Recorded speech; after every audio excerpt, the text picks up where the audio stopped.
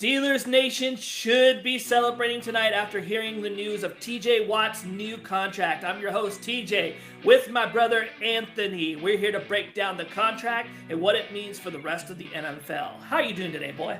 Boy. I'm doing great. Really excited to get this done. TJ Watt to the Steelers, I had no doubt they were going to get this deal done. It's a deal that, the way the Steelers are going right now, the way they want to compete, I mean, it's a temporary. They're going to have a winning record this year, obviously. But it's a huge need.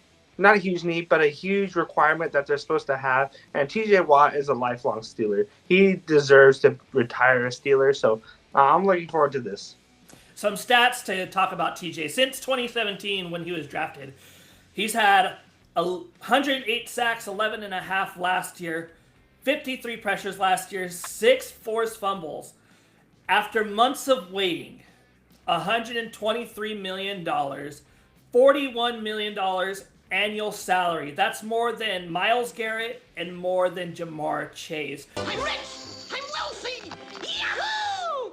What do you think this means for the team, for the city, and will they compete for a Super Bowl this year? Well, to answer your last question, no. The AFC is stacked. I mean, does this nudge them in the right direction or does it stay put?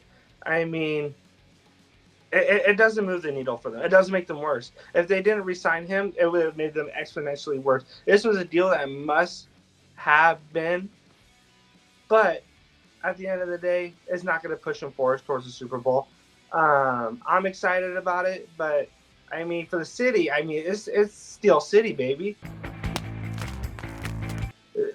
The Steelers are known for legendary defenses. They're known for, the steel. I can't remember the 70s with the steel curtain. The steel curtain. Jack Lambert and that defense, Steelers defense. J.J. Watt fits the mold. Every generation of Steelers always has a great defense. The 70s, when they are so great. To the 2000s, to the 2010s, they've always been great with defense. So does this move them towards the Super Bowl run? No. Aaron Rodgers washed. They don't really got a good offense. DK Metcalf has a lot to prove. I mean, there's a reason why the Seahawks traded him. He has attitude problems. He is a diva. But I do like DK Metcalf. I think he's up here for a rebound year. I think if anybody can, siphon as much talent, it's gonna be Mike Tomlin. But I mean, they're gonna go, 9-8, 10-7, sneak into the playoffs, lose the first round. At least Aaron Rodgers gets to retire, with a winning record. But it's not gonna be a Super Bowl team. In my eyes, I thought the best thing if they didn't sign Aaron Rodgers was to trade TJ Watt and accumulate draft picks to try to get a quarterback, a permanent solution. Because I guarantee you, hot take for this year, for next season's offseason, Kyler Murray's going to get cut by the Cardinals, and guess who's going to pick him up? The Steelers. That's what's going to happen. I thought maybe they should have kept Justin Fields and tried one more year with him. I know he's not a very good quarterback. He's a great runner, but at least give him an opportunity to, lead the Steelers to see what they got. Now they got the corpse of Aaron Rodgers. Damn you, Marcel. I told you they wanted violence, not violins. Who can't move, and the biggest reason why he did have a very good year last year, despite what people are saying, but it's not going to move the needle. The Steelers are always going to have a winning record, but it never amount to anything because they don't have a permanent solution at the quarterback position. Yeah, I got to agree with that, but back to TJ Watt. He had a 90 PFF pass rush grade 5 of the last 6 years, and in 2024 had a 91.4 overall run grade. He's 14th in tackles amongst edge rushers, also a 1.63 yards average tackled. He's chipped 32.7% of the time. Now, having said that, does this do a lot to the market as Trey Hendrickson or Myles Garrett or teams like that trying to re-sign edge rushers? What do you think this does to the Bengals? Well, the Bengals are the Bengals. They're cheap. They can't even sign their first-round draft pick. So I'm not worried about them because they're cheap. But I will say this. The biggest loser of this deal is the good old Dallas Cowboys.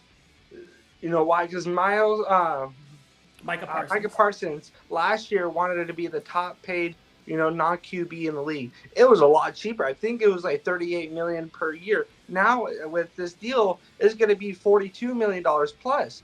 The Dallas Cowboys continue to have to overpay their players. They gave Dak Prescott a $60 million per year contract whenever the highest was 55. They're overpaying. Jerry Jones doesn't know what he's doing. So the biggest loser of this deal is the Dallas Cowboys, because now they're going to overpay a defensive end who's elite. Don't get me wrong, but they have so many holes. I've got a hole in me pocket.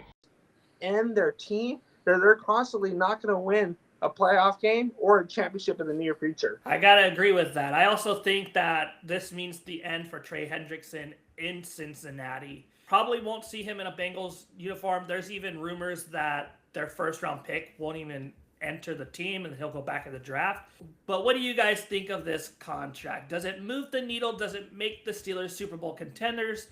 Drop your thoughts in the comments, and don't forget to like, subscribe, hit that bell. I'm trying to reach 1,000 subscribers by June of 2026. I'm so glad to have my little brother here. We started this channel. He kind of moved off of it, but hopefully we get him back a little bit more. We'll see you in the next video.